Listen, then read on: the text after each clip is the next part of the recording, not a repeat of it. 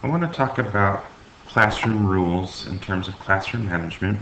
Just about every classroom has a poster or they go over a set of rules at the start of the year. A lot of times teachers involve students in making up the rules that they want to live by for the year. But the key thing with the classroom rules is to be consistent, to keep them general, so that they apply to a lot of different behaviors, and also to keep them positive.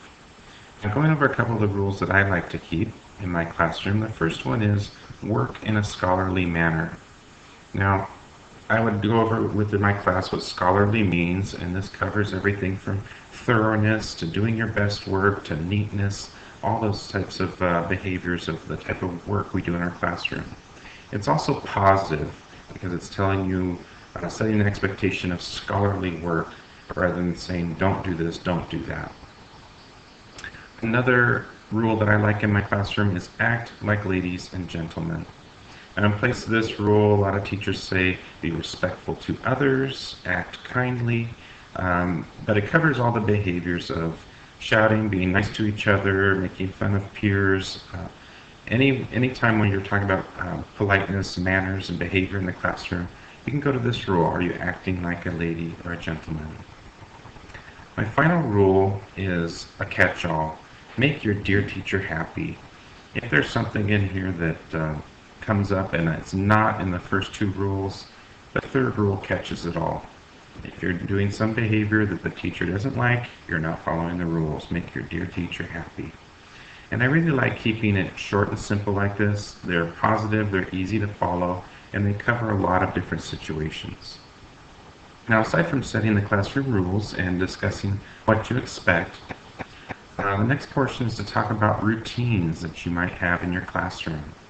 Classroom routines are setting up those automatic functions so students know exactly what to do every time they do it. I use a lot of routines in my classroom because students need to be working all the time. The first one is sharpening a pencil. There are a lot of good ways to use this one. I've seen teachers use a can of sharpened pencils every morning. There's no need to sharpen a pencil. You just trade out for a new one if your pencil breaks. Some people give a job, a pencil sharpener, and that's the student's position every day is to sharpen pencils for everybody.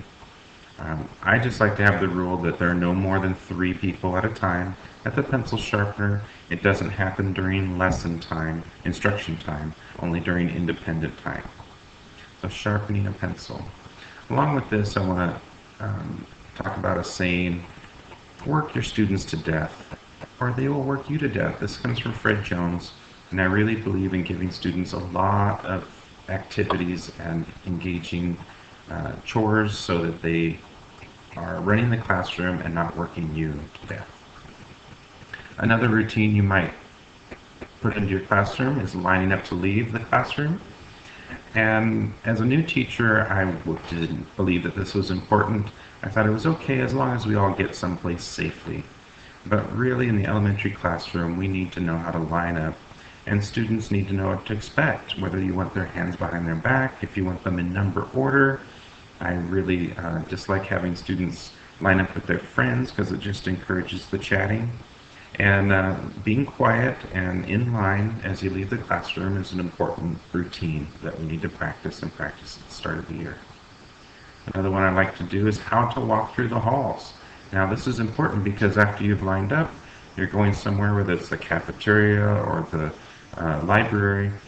You need to give your class the expectation how you expect them to walk through the halls, otherwise they'll turn into a raving mob running through the hall screaming, yelling, or chatting with their friends. So if you want everybody to be in line and quiet, you need to be ready to also back that up by taking the whole class back and trying it over until they get it right. Passing papers can take up a lot of time in the classroom.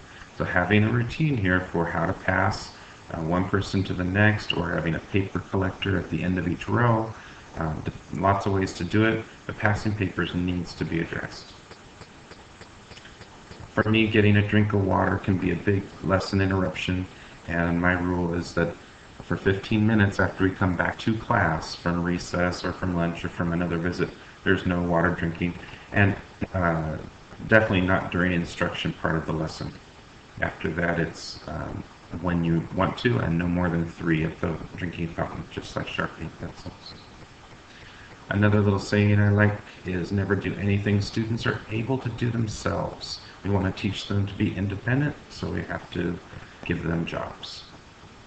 Cleaning the classroom can be a chore. I hate seeing new teachers stay after school and pick up at the classroom after all their students have left a mess. This is something that students are able to do themselves, but there need to be procedures for this, and give them either sweepers or specific jobs around the classroom. I used a timer and little job cards, and somebody would pass out, your job is to empty the pencil sharpener. Another student might just have dusting the library shelves. Another student would be cleaning the whiteboard. So everybody had a very specific thing to do and then come back to their seat. And it usually took about 3 to 5 minutes to clean the entire room. Classroom jobs are important, whether it's turning on lights, turning off lights as you leave. I have one for answering the phones. Just about any function the students could do in the classroom, you can create a job for. Using computers is a big place where students will waste time and get into arguments. So I had numbered computers and groups of 6 or 7 assigned to each computer.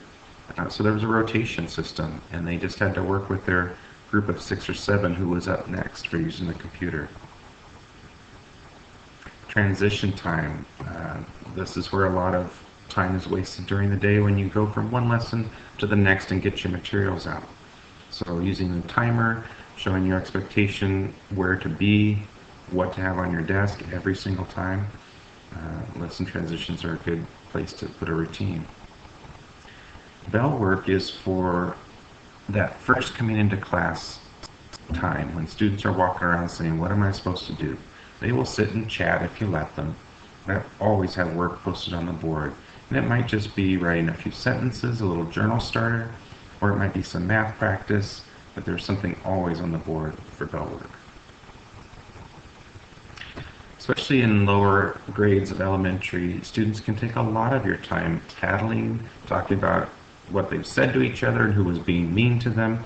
So you have to have something in place for how to tackle these problems. Some teachers have them write out exactly what their problem is, and by the time they finish writing half a page to explain it, they've kind of petered out all their enthusiasm for tattling. I had a peer counselor in my classroom with a little check sheet, say what happened and listen to the other person's side, and I would send them to the back table and not deal with it unless it was a big issue. Of course, you have to train the counselors to do that. Moving furniture can be tricky. Anytime you need to get into a circle, especially rainy days when you have to have indoor PE and you want to clear the room and put the desks on the side of the room, students need to know exactly where their desks and chairs should go if you want to move into different furniture arrangements. This is something to practice and make a routine out of. How to carry the chair, where to place it, exactly how to move a desk, how to help somebody who can't move something, or move a desk when a student is absent. All those things I cover as routines for moving furniture. Dividing the classroom, every teacher needs to do, and everybody has a different method. It doesn't really matter as long as you use this routine consistently. For me, I had a bell that I would ring quietly once, and then I wanted instant quiet. If I had to ring the bell again, then we lost time for our pat. So dividing the classroom. Correcting papers. Now, grading is something teachers need to do, but there are certain things students can help you speed up the process, whether it's switching papers to correct a spelling test, or decide whether homework was done completely or correctly. Correcting papers is something else you might want to make routines for. And the last one I have is answering the phone. Sometimes I'm teaching and the office will call you, or the nurse or the librarian or somebody, and I have students trained to go to the phone and have a little script on the wall saying, hello, this is Mr. Jordan's room, how may I help you? And so giving them a script and telling them exactly how you want the phone answered politely when someone calls and interrupts is a good routine to have. My last little piece of pearls of wisdom is teach responsibility by giving some. All these routines take time and practice and modeling, But once you have them down, your classroom will run like clockwork.